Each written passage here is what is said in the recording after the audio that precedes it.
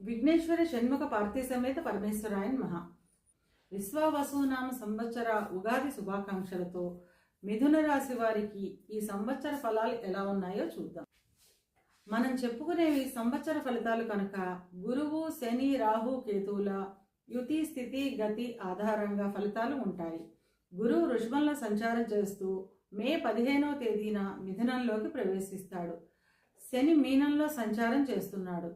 రాహు మీనంలో సంచారం చేస్తూ మే 18వ తేదీన కుంభంలోకి ప్రవేశిస్తాడు.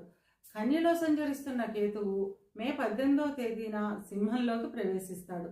ఈ గ్రహస్థితిని ఆధారంగా చేసుకొని మిథున రాశి వారికి విశ్వావసునామ సంవత్సర ఫలితాలు ఎలా ఉన్నాయో, చిన్న చిన్న పరిహారాలు ఏం చేసుకోవాలో చూద్దాం.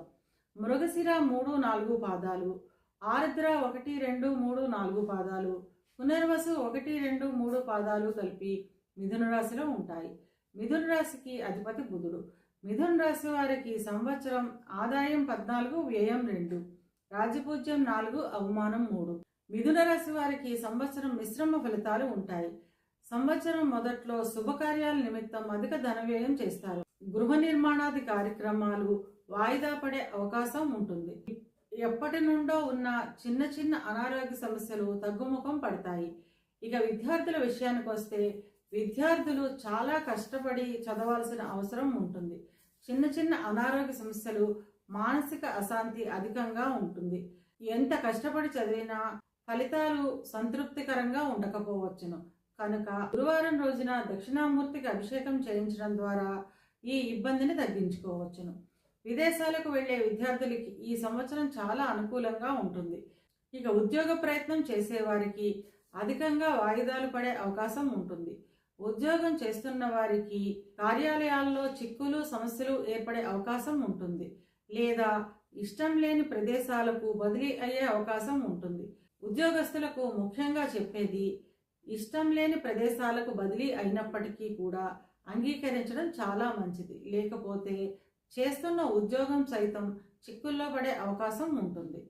ఇక ఉద్యోగ నిమిత్తం విదేశాలకు వెళ్లే వారికి లేదా విదేశంలో ఉద్యోగం చేస్తున్న వారికి ఈ సంవత్సరం చాలా అనుకూలంగా ఉంటుంది.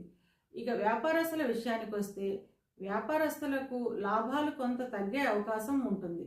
కొత్తగా రుణాలు ఇవ్వకపోవడం లేదా వ్యాపారంలో నూతన ఆవిష్కరణలు చేయకపోవడం మంచిది.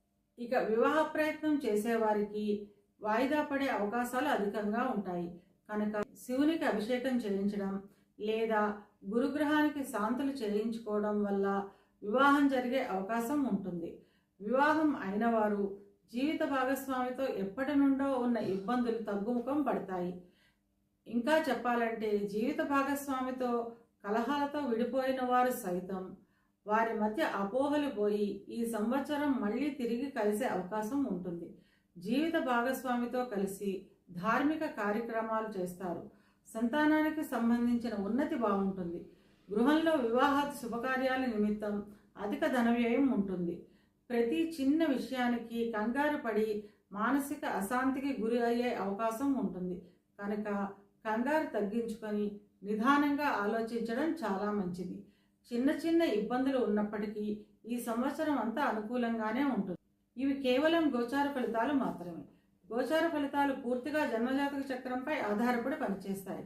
కనుక తమ జన్మజాతక చక్రాన్ని విశ్లేషణ చేయించుకోవాలి అనుకునేవారు కింది నెంబర్కి వాట్సాప్ చేసి కన్సల్టేషన్ తీసుకోండి. మిథున రాశి వారు అనుకూలతను పెంచుకోవడానికి, ప్రతికూలతను తగ్గించుకోవడానికి సోమవారం రోజున శివునికి అభిషేకం చేయించడం ద్వారా అంతా మంచి